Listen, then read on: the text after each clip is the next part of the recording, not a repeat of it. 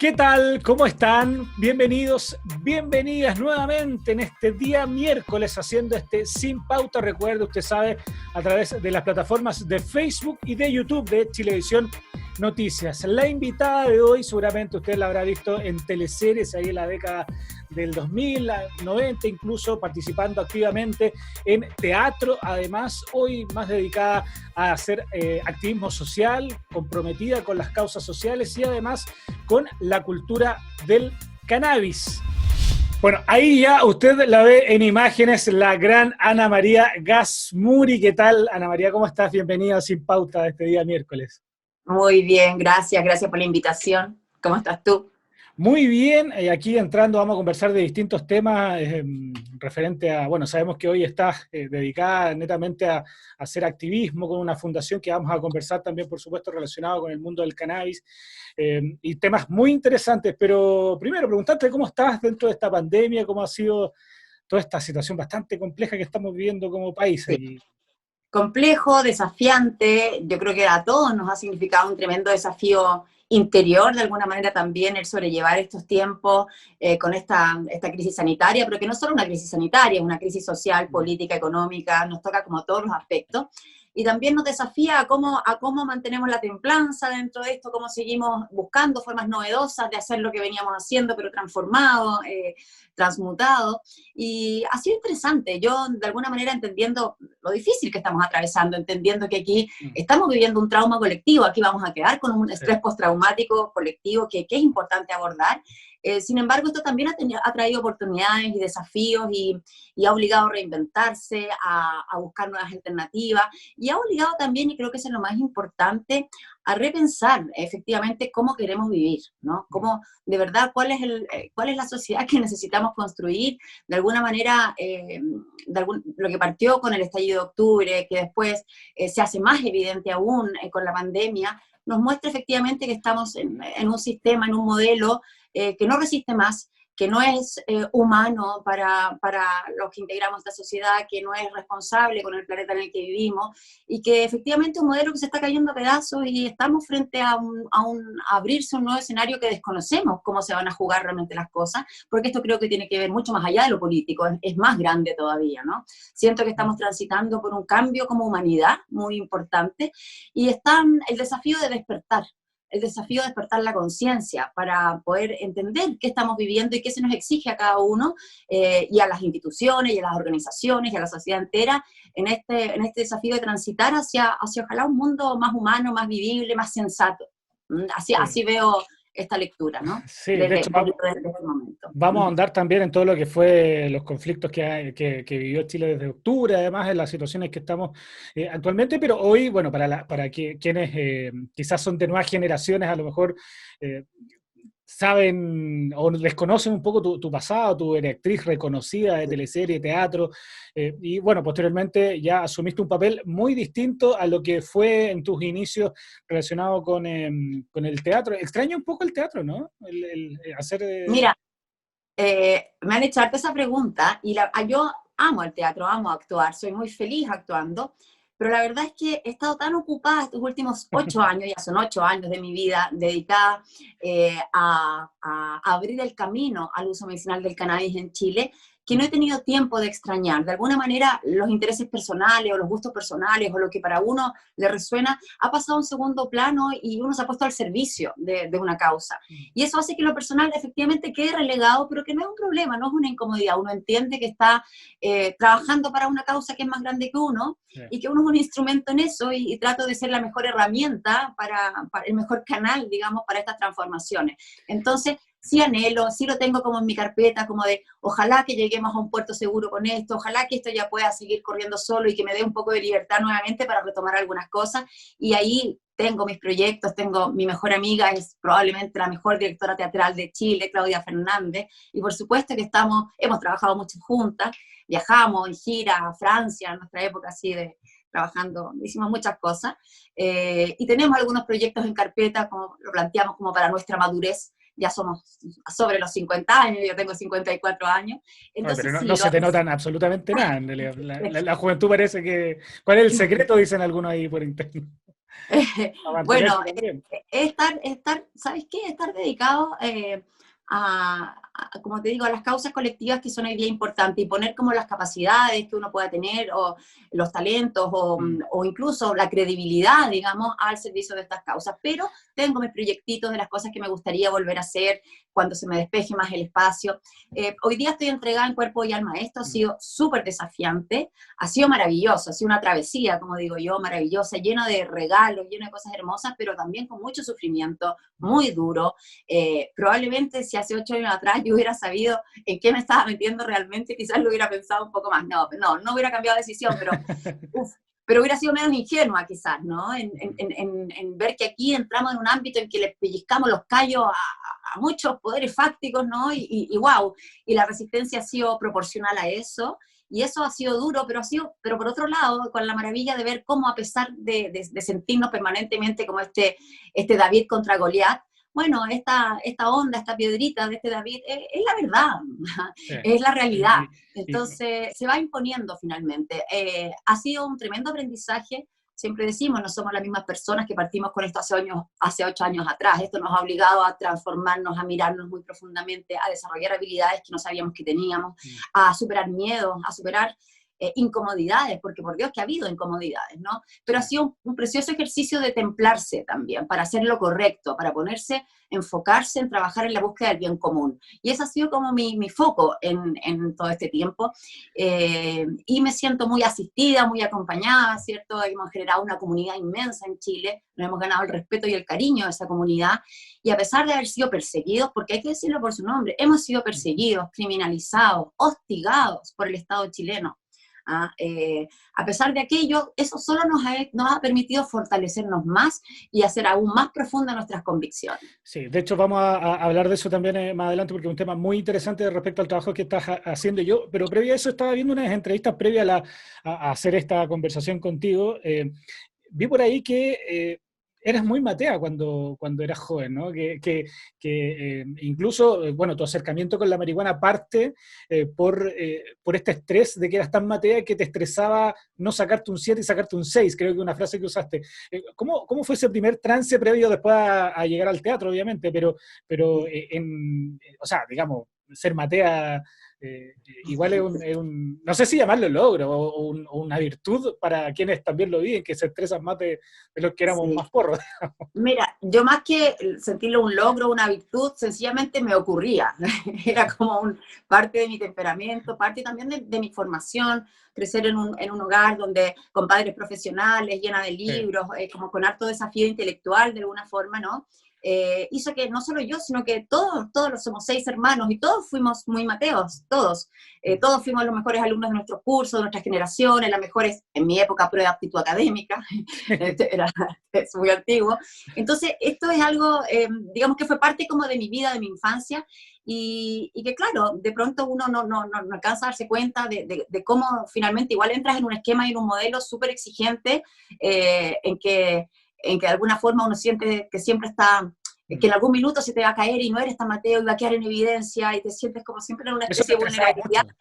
Me estresaba, claro, me estresaba. Yo siempre lo comento, cuando estaba en la básica me iba súper bien y yo decía, bueno, es que es la básica, es súper fácil, pero cuando llegue a la media, ahí va a ser el problema y ahí se va a notar que en realidad no soy tan inteligente ni tan matea, sino que la materia es fácil, eso es lo que pasa. Bueno, llegué a la media y me ocurrió lo mismo. Dije, bueno, pero en la universidad, ahí sí que sí. Y la verdad es que es un temor como una fantasía de autoexigencia. Vivimos en una cultura que igual es autoexigente, Sí, competitiva, muy y de alguna competitivo. manera a mí me tocó hacer el camino inverso, ¿no? Cómo soltar un poco eso, cómo relajarme, cómo ser capaz de disfrutar un poco más, de soltar esta... Me pasó que en tercero medio tuve la eventualidad que durante varios meses tuve promedio 7 en todos los ramos. Y creo que esa es la peor pesadilla que uno le puede pasar, porque no, de verdad, porque basta con que te saques un 6,8 y quebraste el promedio. Entonces eso era un estrés muy grande, hasta que me pasó. Y pude como relajarme. pero tampoco considero normal ni saludable vivir ese nivel de autoexigencia. Y ese ha sido un tema en mi vida, trabajar como este exceso de autoexigencia, ¿no? Y entiendo que ahí fue donde comenzaste a consumir marihuana, ¿no? Porque creo que lo dijiste Bueno, también. ahí me pasó, como probablemente le ha pasado a tantas personas en su vida, ¿cierto? Que con tu círculo de amistades en el colegio, tercero medio, ¿cierto? En esa época, en que eres invitada como a participar de esto. Yo no tenía grandes prejuicios, pero tampoco tenía una aproximación, tampoco un gran interés, por decirlo así. Y bueno, obviamente la curiosidad, siempre he sido, me gusta experimentar, explorar, no tengo muchas barreras mentales en ese sentido. Y dije, bueno, hay que conocer esto, si tantos hablan de esto, quiero saber de qué se trata. Y la verdad es que mi experiencia fue bastante distinta a la que me relataban mis compañeros o el uso que ellos le daban. A mí inmediatamente me abrió un espacio como de conexión interior. Yo no quiero decir que esto sea la experiencia de todos, ¿ya? Claro. Estoy hablando de lo que a mí me pasó, lo que fue mi experiencia personal.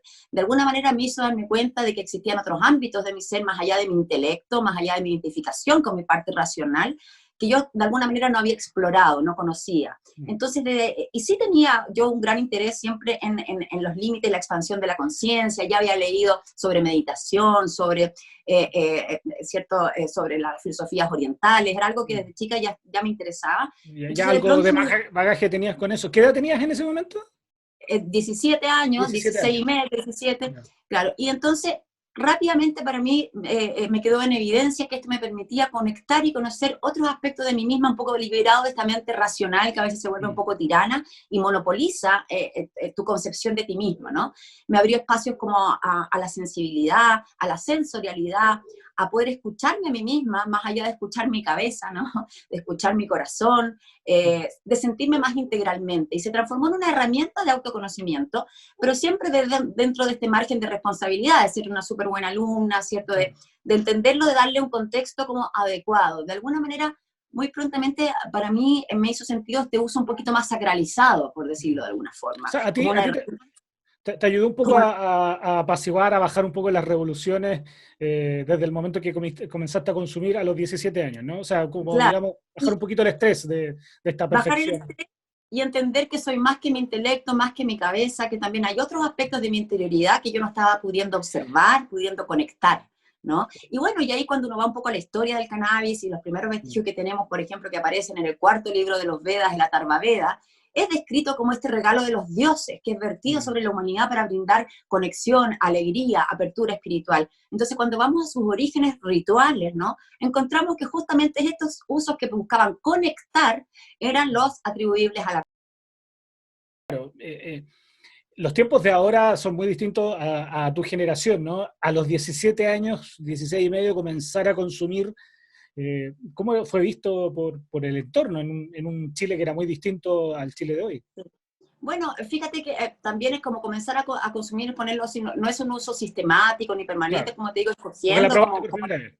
claro, los momentos, pero la verdad es que también me pasó estar en una cultura y en un mundo donde eso también fue súper natural, o sea, la generación mía, la verdad es que la inmensa mayoría sí consumía, sí probó cannabis, era parte de lo que ocurría, digamos, era parte, y no era visto como una cosa ni tremenda, ni al contrario, yo creo que una parte importante de mi generación ya veía como algo mucho más problemático lo que pasaba con el consumo de alcohol y de otras pastillas y otras drogas que había. Yo me acuerdo en mi época escolar estaban las rubias de ojos azules, ¿me entendís? Las pastillas, esto que de eso siempre tomé una gran distancia, ¿no? Entonces, de alguna manera el cannabis, ya desde esa mirada todavía quizá un poquito resabio de la cosa hippie, para mí tenía que ver con esa cosa un poco más conectada del corazón y no con el carrete, no con el abuso. Y ahí también tiene que ver con una característica de mi personalidad. Por ejemplo, yo siempre lo cuento como anécdota, yo nunca en mi vida he pisado una discoteca, nunca, nunca, Nunca. nunca me atrajo. No, no soy de carretes, no soy más, siempre fui más de una fogatita conversada, ¿me entiendes? Como de una conversa profunda. Entonces, también entiendo que no fui quizás la típica adolescente, como que tenía otra, o mi círculo de interés iba por otro lado, siempre reflexivo, en ese minuto de mi adolescencia despertando también a la realidad política. Entonces, estamos hablando que yo crecí en dictadura. Entonces mi mundo se relacionó más con eso también, con el canto nuevo, con ir a las peñas, con empezar a sensibilizarse con la violación de derechos humanos, involucrarse con lo que estaba pasando. Entonces todo este contexto, digamos, también modulaba la forma en que uno se relacionaba con las sustancias, en este caso, ¿cierto?, con el cannabis. De hecho, tú una vez creo que dijiste a ver si lo puedes explicar.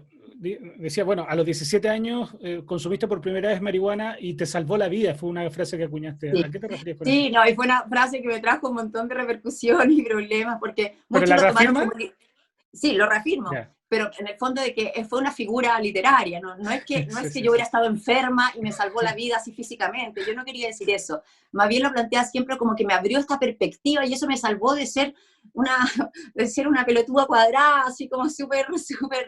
Eh, efectivamente, cuando uno tiene una predisposición hacia lo intelectual, ¿cierto?, hacia lo analítico, es muy fácil quedarse atrapado en ese ámbito nomás y no dar cabida a esto otro.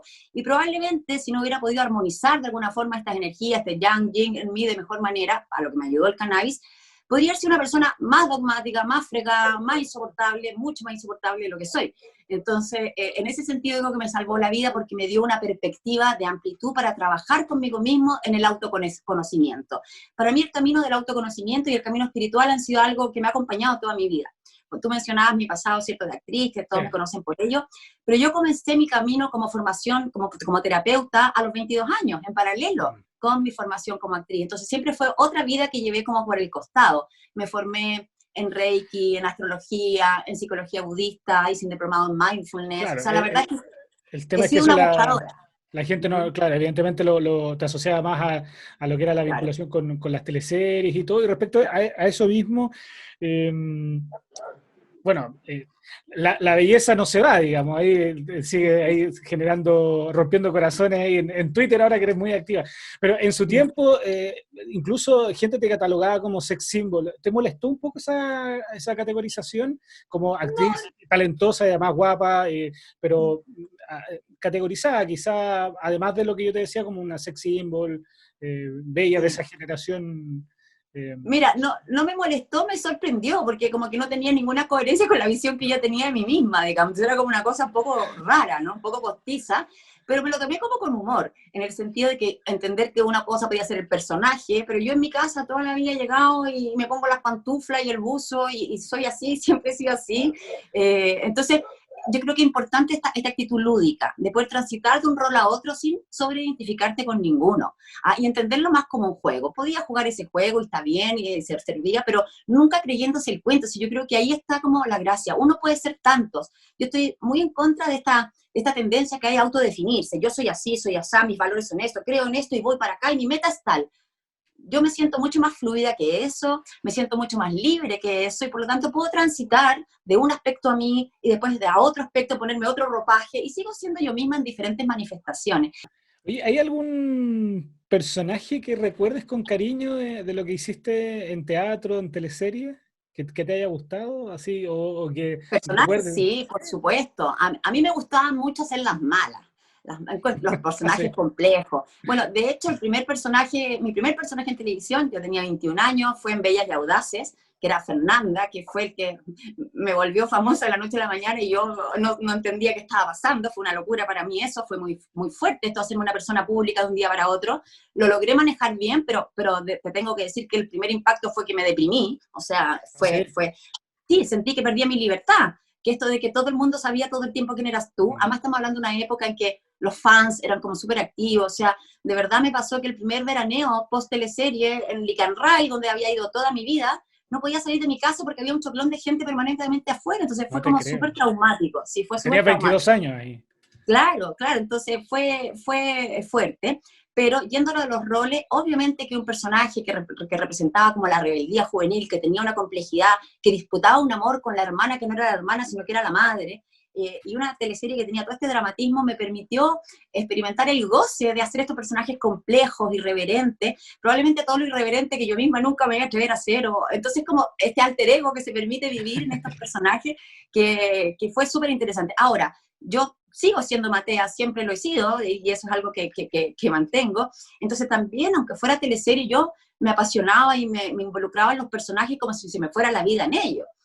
Y como si fuera, no sé, la obra de teatro más importante del mundo, yo, aunque fuera una teleserie, ¿por qué lo digo? En un momento en que todavía había colegas que tendrían a despreciar el género, a encontrarlo como menor, e incluso comentarios como, ¿para qué le pones tanto si es teleserie nomás? Diciendo, ¿para qué te desgasta tanto en esta escena, en entregarte? Y para mí eso fue súper claro, alguna definición que tomé como muy tempranamente, Entregada. independiente del Sí. formato, independiente que fuera televisión, teatro, cine, independiente si hubiera un espectador, 2 o 5 o 300, la entrega del artista tiene que ser exactamente la misma, ¿no? Y eso es algo que lo aprendí como con ese rigor muy, muy temprano, y me permitió darle vida a personajes complejos, como otro después en Ámame, que era realmente un personaje que tenía un desequilibrio psicológico. Fue muy fuerte interpretar ese personaje, muy fuerte, pero fue muy desafiante e interesante, ¿no? Era muy Muchos se fuerte porque acuerdan, costaba perdón, sacarse el personaje cuando uno terminaba el día de grabación, era muy intenso, ¿no? Pero esos son los personajes desafiantes que a mí me encantaba interpretar, y yo hasta ese minuto me definía a mí misma como una actriz dramática, hasta que encontré la comedia y también fui feliz, completamente feliz en la comedia, encontré que era maravilloso hacer comedia. hiciste ahí con en el teatro en televisión, también estuviste Sí, participando. teatro en televisión, eso fue, pero antes que eso participé en otro programa de humor, el Tutti Quanti, que fue un programa bien polémico en Canal 13, que probablemente de los programas que yo mejor lo he pasado en mi vida, con un elenco. En ese elenco está Carlos Concha, no sé si te acuerdas, un actor que ahora vive en Bélgica, Cata Guerra, María Izquierdo, Luz Croxato. La verdad es que era Tremendo, tremendo panel ahí, ¿eh? era un tremendo Elenco. elenco haciendo humor, lo pasábamos increíble, increíble, increíble. Estaba Fernando Larcón, estaba Pato Torres también, estaba Alexisi, Rebeca Gigliotto, de verdad que era un elenco así muy potente, y ahí fui aprendiendo esto del ritmo del humor, de lo musical del humor, y me fue encantando, y bueno, y después 10 años en teatro, en televisión, sin duda que pude ir afinando eso, y aprendí finalmente el tempo del humor, y aprendí a ser una comediante, y me gustó, y creo que llegué a ser una buena comediante. Oye, Ana María, en algún momento leí, no se generalizó, pero por ejemplo, antes, o sea, el Chile antes de hace un par de años era muy distinto al de hoy. Me acuerdo que en eso, en teatro y televisión, en otros programas de comedia que no sé si participaste, incluso se le acusaba a algunos de sexista porque era mucho la mujer con traje de baño, o ropa interior, qué sé yo. ¿Cómo ves tú, y no solo en tu caso, sino que también con otras producciones, incluso teleseries, ha estado la polémica también en redes sociales que se hicieron hace un par de años atrás y que hoy son vistas de forma distinta? No sé Absolutamente. si participaste tú en alguna de ellas, pero no quiero decirme a culpa, pero hay una reflexión así de decir, bueno, eran otros tiempos, o no era tema de discusión esto que es hoy. ¿Cómo lo ves tú desde Sí. el mundo actoral que tú Sí, perteneces? bueno, imagínate yo, como te digo, tantos años que partí la carrera, y por supuesto que nos tocó desarrollarnos en un medio que era sexista, que era abusivo, que uno tuvo que aprender a lidiar con el acoso. Eso era, efectivamente, es una realidad que todas las actrices vivimos. O sea, yo creo que no hay ninguna que no lo haya vivido, que haya transitado largamente por la televisión. ¿A ti te Efectivamente, pasó eso en lo personal? a todas nos pasó. Yo creo que a nadie. Ahora, algunas tenemos eh, la constitución interna de poder resistirlo mejor, ¿cierto? De poder defendernos mejor, de tener algunas cosas que nos podían proteger. Mi temperamento en eso también me ayuda. Soy bastante frontal, bastante, no le hago el quite al conflicto, ¿no? Pero, por ejemplo, pensando en lo que es teatro en televisión, o sea, fue muy duro para mí, y de hecho sí tuvimos un choque de miradas cada vez más profundo, que terminó con mi renuncia al teatro y televisión, y que justamente tiene que ver con esto. Tiene que ver con ese momento en que el teatro y televisión deja de ser este espacio familiar en que de alguna manera convoca a la familia completa para ver algo picaresco y con humor chileno pero sano, y se empieza a transformar en una especie de Quique Morandé, digamos, vulnerando de alguna manera la oferta, el compromiso de lo que habíamos entregado a la población. Y eso para mí fue súper duro, y fue una pelea que la di en todos los flancos, y que me costó muchos malos ratos. El machismo era muy potente, el trato totalmente inequitativo hacia las mujeres. De alguna manera tuve muchos conflictos también cuando se trataba de forzar, de incidir a que actrices jóvenes que eran invitadas a participar se desnudaran más de la cuenta, y ahí yo me transformé casi como, me sentía un poco mamá, diciendo no aceptes esto, o sea, no, paren esto, de verdad tratando de poner los límites, y tuve encontrones muy fuertes con Pato Torres y con toda la producción, porque esa fue la mirada que adoptaron. Y esa mirada, por supuesto, que a mí se me hacía absolutamente incómoda, y al mismo tiempo, y de un punto de vista estratégico, sentía que eso iba a llevar a la ruina al programa, y fue tal cual lo que Ahora, pasó. ¿crees tú que te pegaron una, porque incluso en otras teleseries también que se están discutiendo ahora, no me acuerdo el nombre, pero ¿crees tú que, bueno, hoy evolucionó y ese tipo de programa o de teleseries que fomentaban el machismo en alguna, Aquelarre creo que se llama, no me acuerdo, que hubo una discusión en Twitter hace poco.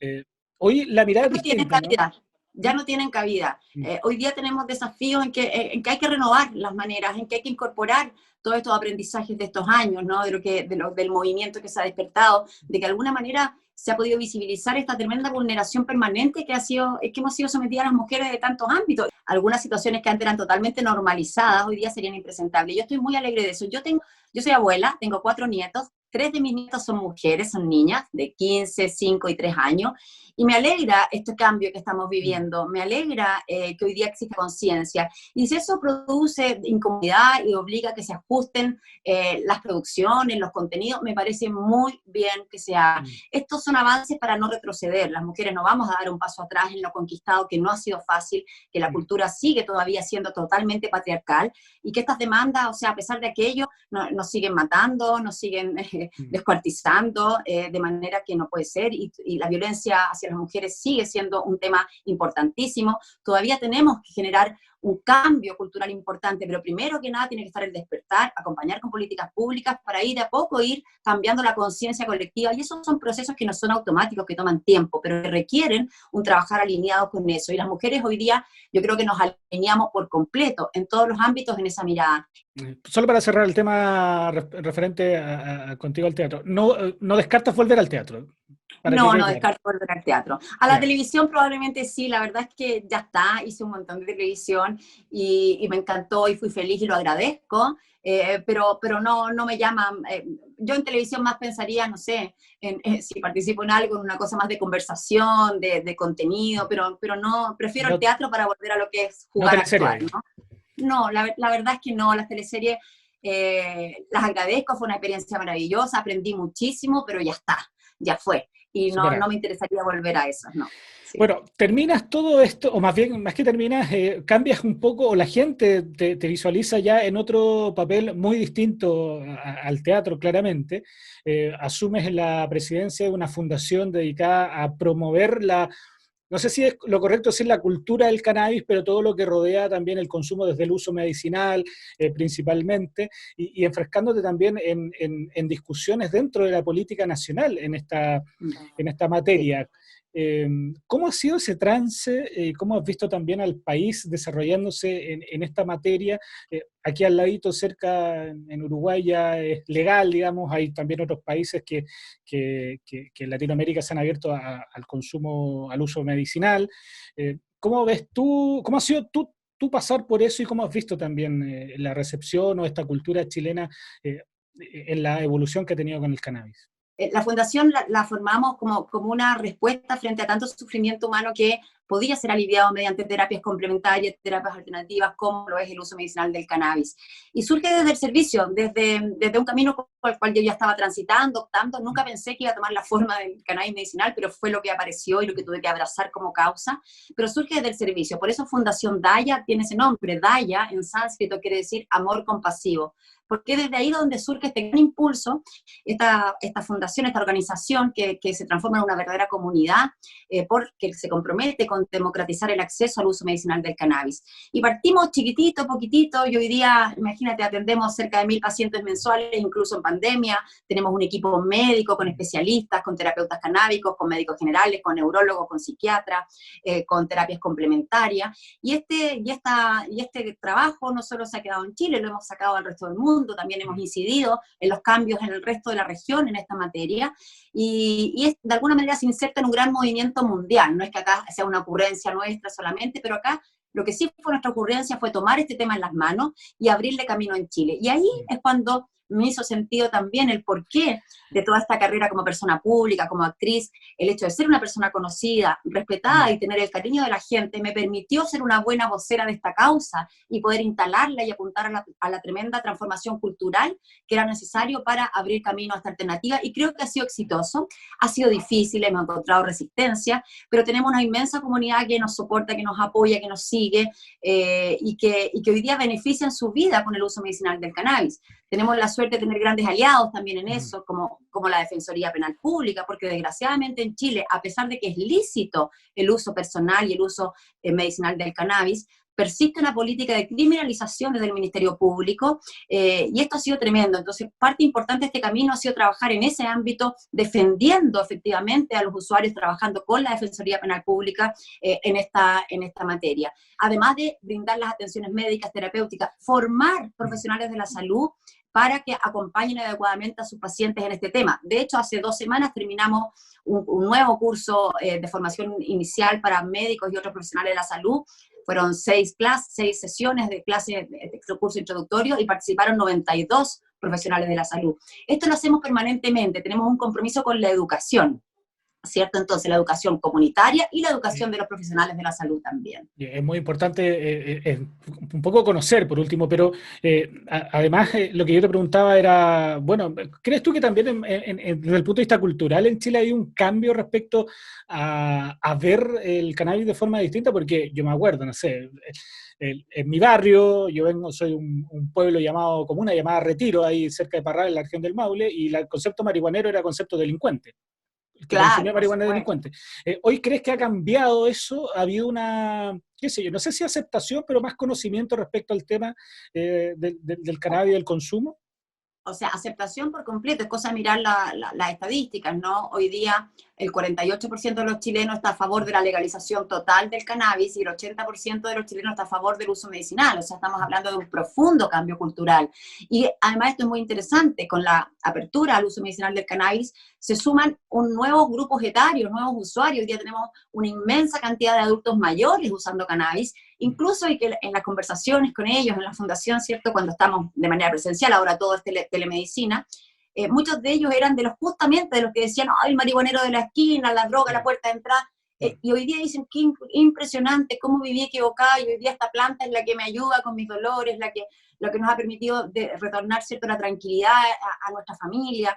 Y eso es muy precioso, ver ese verdadero cambio cultural, y por eso nos tomamos tan en serio la educación, y cuando partimos con esto, recorrimos Chile dando charlas informativas, sacando la venda de los ojos. Hay que entender que la historia de la humanidad con esta planta tiene más de 7.000 años de historia, y siempre ha estado al servicio de la humanidad, y que esta situación de criminalización, de guerra a las drogas, de persecución, es algo que parte del siglo XX en adelante, y que si miramos el gran contexto de la historia es como una raya en el agua nomás, es un pequeño momento en que se imponen lógicas prohibicionistas, esta idea de la guerra a las drogas que finalmente ha traído una tragedia al mundo entero, particularmente a nuestra América Latina, ¿cierto? Y no ha solucionado el problema del tráfico, sino que este solo ha crecido, porque el enfoque para enfrentarlo ha sido totalmente incorrecto, ¿no?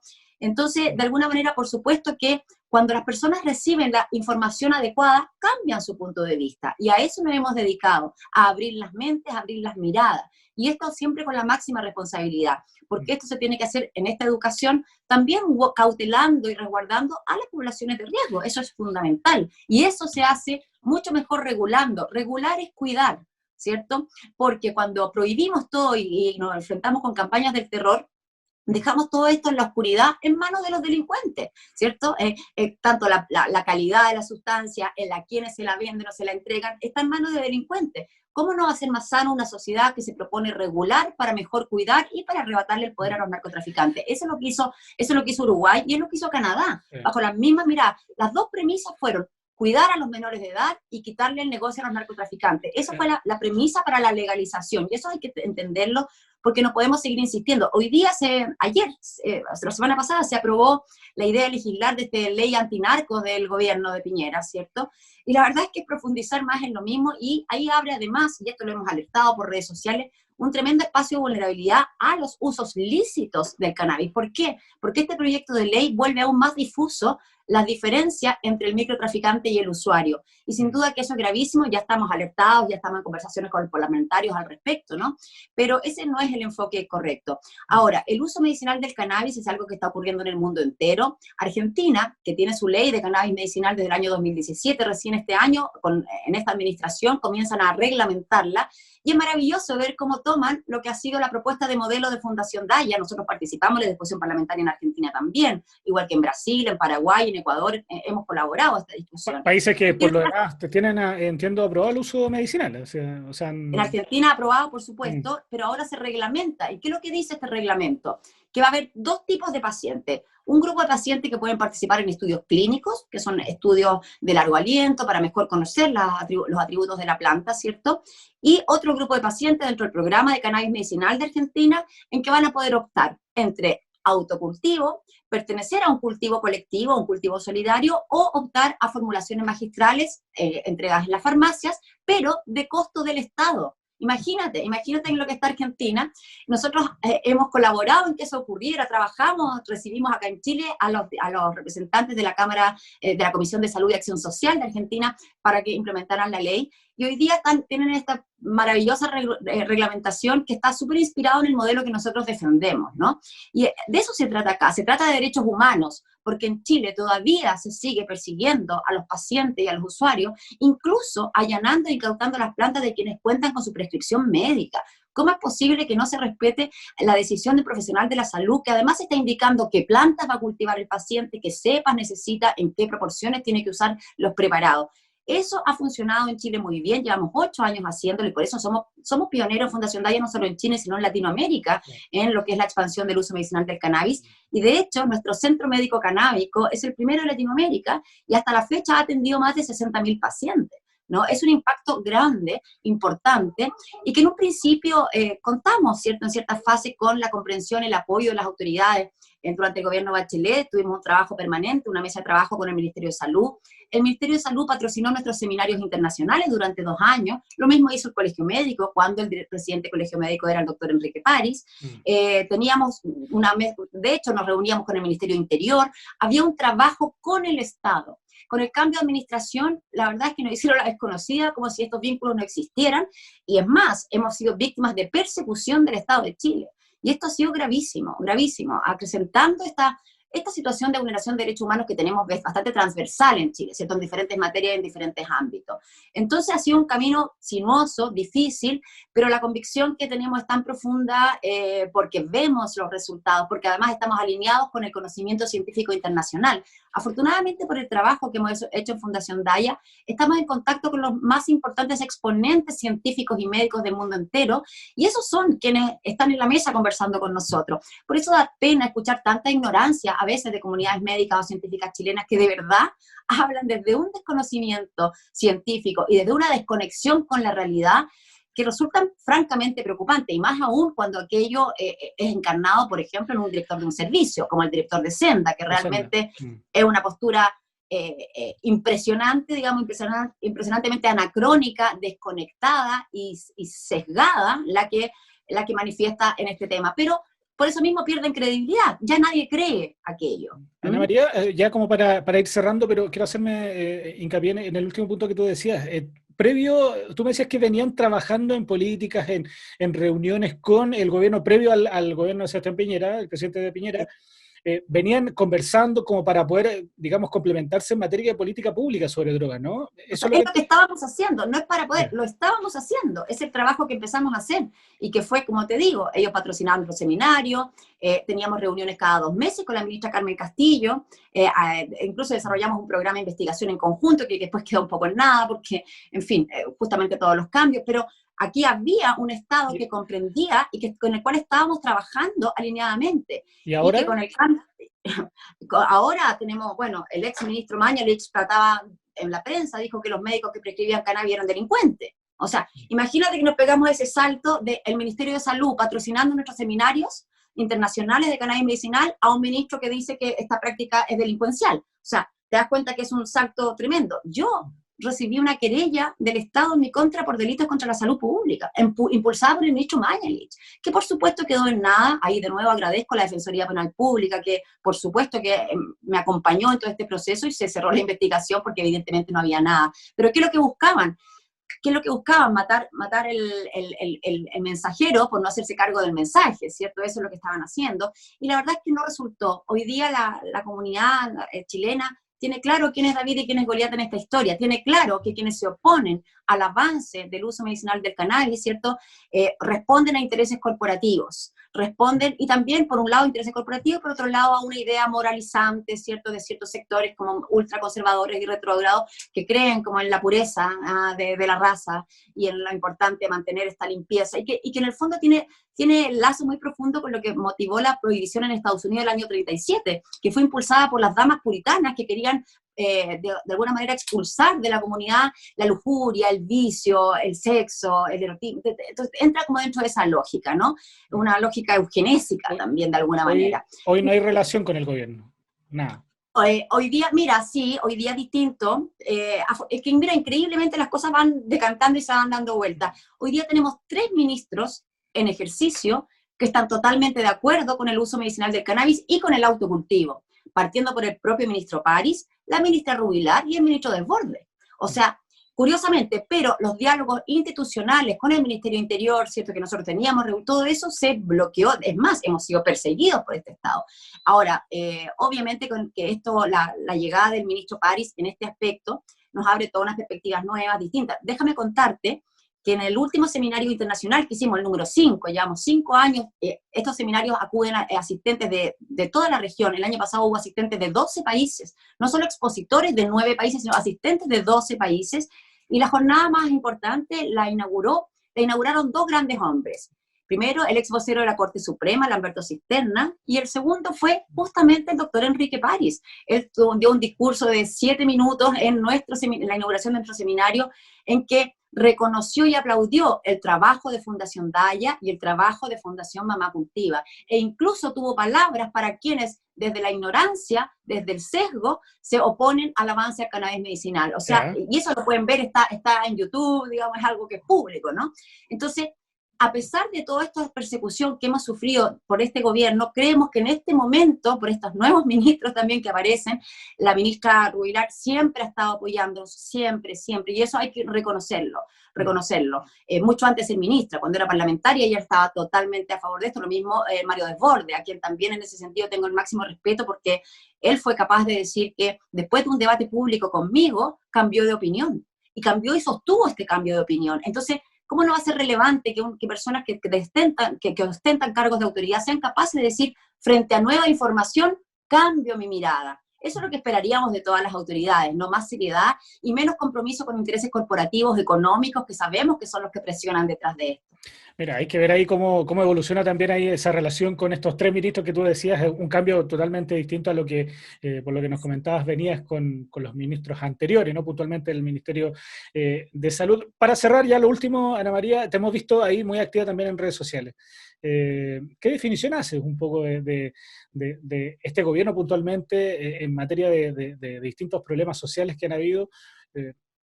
Entendiendo que tú además, no solo en el ámbito de la cultura del cannabis, sino también en activista social en toda su magnitud de concepto, ¿no? ¿Cómo define lo que está pasando? Bueno, ha sido dramático. Yo la verdad es que nunca pensé que realmente este gobierno iba a llegar a los niveles que ha llegado. El actual gabinete, la verdad es que nos retrotrae como a lo más duro de la dictadura, los personajes, el discurso, esta instalación de la derecha más dura. Lo encuentro tremendo. Pienso que es una administración que ha cometido un error tras otro, con una desconexión muy profunda de la realidad que vivimos las chilenas y chilenos, y por eso es muy interesante mirar con profundidad qué significó el estallido de octubre, que sin duda, de alguna manera, queda clarísimo que no eran 30 pesos, eran 30 años, esta sociedad dormida que teníamos, que aceptaba este sistema tan desigual, este sistema que conculca todos los derechos sociales y mercantiliza todos ellos, ¿cierto? Esta pasividad que habíamos acumulado, esta rabia acumulada, bueno, explotó de esa manera inesperada. Todos había muchos anuncios de lo que estaba pasando, pero en lo concreto nadie supo la forma que esto iba a tomar ni lo que iba a venir.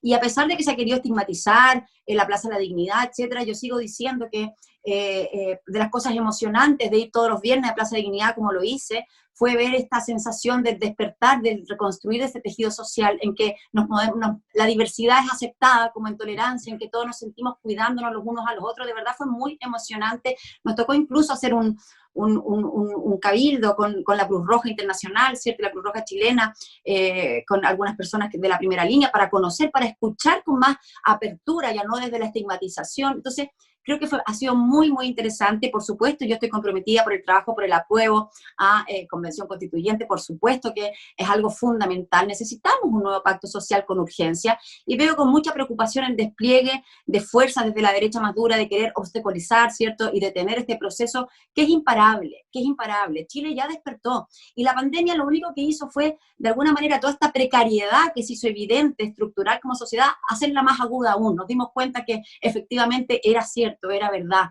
Los que aún dudaban lo sintieron en carne propia, y lo que vamos a enfrentar de aquí adelante, la profunda crisis económica en que vamos a estar sumergidos, va a seguir evidenciando. Pero si es cosa de analizar, durante la pandemia, los pobres se han vuelto mucho más pobres y son muchos más, y los ricos se han vuelto mucho más ricos durante la pandemia. Entonces, hay que entender que de verdad este modelo no resiste más. Y es impresionante que haya resistido tanto tiempo sin que Chile se haya revelado antes. ¿Cómo hacemos para cautelar este proceso, para que se dé de la mejor forma posible, en un contexto pacífico, en un contexto? Para eso, primero que nada, tenemos que terminar las campañas del terror que desde hoy día está instalando la derecha y que por supuesto que resulta muy, muy preocupante. Y es la misma derecha que estaba alineada con Pinochet, con la violación de los derechos humanos. Entonces no podemos perder de perspectiva eso, perder de vista eso. Tenemos un tremendo desafío por adelante. De aquí sabemos que el apruebo tiene un apoyo mayoritario, pero no hay que confiarse, todavía hay confusión y estas campañas sucias van a seguir ocurriendo. Así que desde hoy día yo estoy totalmente comprometida con seguir trabajando por el apruebo, por lograr este triunfo, para que logremos un nuevo pacto social, para que podamos construir un nuevo acuerdo de cuál es la sociedad la que todos queremos construir y que todos sean partícipes de esa construcción.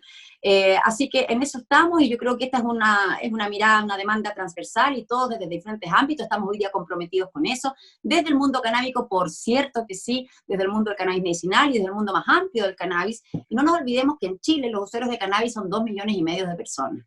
2,5 millones de personas que se ven expuestos a la persecución del Estado, a la persecución arbitraria, la criminalización. Y por supuesto que esa criminalización no afecta ni a la dehesa, ni a la Reina, ni a la Barnechea, ni a Vitacura, sino que afecta justamente a las comunidades más vulneradas, más carenciadas, donde, hay que decirlo, la guerra a las drogas es una guerra hacia la pobreza, hacia las mujeres, hacia los más débiles, ¿no? Y dentro de los más débiles están los pacientes, por supuesto que sí. Y sería toda otra conversación. En este minuto yo estoy acompañando 58 causas judiciales de pacientes que han sido criminalizados, traumatizados, tratados como delincuentes. La semana pasada tuvimos que lamentar la partida de Vilda Mesa, una de nuestras pacientes emblemáticas, que siendo tetrapléjica, víctima de una negligencia médica, ella fue allanada violentamente en su domicilio, desprovista de su tratamiento, y se murió sin lograr tener la tranquilidad porque fue sobreseída, pero había 5 días para que la fiscalía apelara, fue sobreseída un día lunes, hasta el sábado había el plazo, ella falleció el jueves. Sí, y su única preocupación era que si una vez sobreseída iba a poder volver a cultivar, que era lo único que a ella le aliviaba. Y Vilda se fue sin lograr, que su nombre fuera limpiado, porque fue tratada como si fuera una traficante, y justamente poder haber retomado su tratamiento con cannabis medicinal. Por Vilda y por tantos más, es que por supuesto que vamos a seguir en esta lucha, porque es una lucha por los derechos humanos, el derecho a la salud y el derecho a la vida. ¿Cómo es posible que el Estado chileno se considere que tiene atributos para patearme mi puerta, entrar violentamente a mi domicilio, porque tengo una planta medicinal en mi jardín prescrita por mi médico? Eso no es tolerable, eso no puede seguir ocurriendo en el Chile que vamos a construir entre todos de ahora en adelante. Ana María Gasmuri Vieira, ¿no? Oye, un placer haberte tenido en este espacio, conversamos de todo, tus historias también, y en el Chile de hoy que sigue evolucionando, sigue con debate, sigue con mucha mirada social también en lo que viene. Hay que esperar también lo que pase en octubre con el plebiscito y tantas otras transformaciones que pueden venir, si es que así la gente también lo quiere. Quería agradecerte este contacto, por haber sido parte de este Sin Pauta este día miércoles. Muchas gracias. solamente aprovechar de recordar a nuestra audiencia que Fundación Daya sigue funcionando, telemedicina, está todos nuestros servicios, talleres, cursos, todo funcionando. A veces la gente piensa que hemos cerrado, pero no, al contrario. Y hemos logrado llegar a lugares que nunca antes habíamos llegado, a Isla Pascua, a islas alejadas en el sur, a comunidades en el norte. Así que esos son los regalos escondidos que nos ha traído la pandemia, abrirnos estas nuevas formas que nos permiten de alguna manera estar más comunicados y más conectados. Yo te agradezco mucho el espacio, ha sido un gusto conversar contigo. Que estés muy bien, Ana María. Muchas gracias. Que estés muy bien. Chao. Chao. Ahí estaba Ana María Gazmuri en este Sin Pauta. Recuerde, todos los miércoles con nuevo horario, 22 horas a través de las plataformas de Facebook y de YouTube de Chilevisión Noticias. Muchas gracias por la sintonía. Nos volveremos a encontrar el próximo miércoles con un nuevo invitado o invitada. Que esté muy bien. Chao, chao.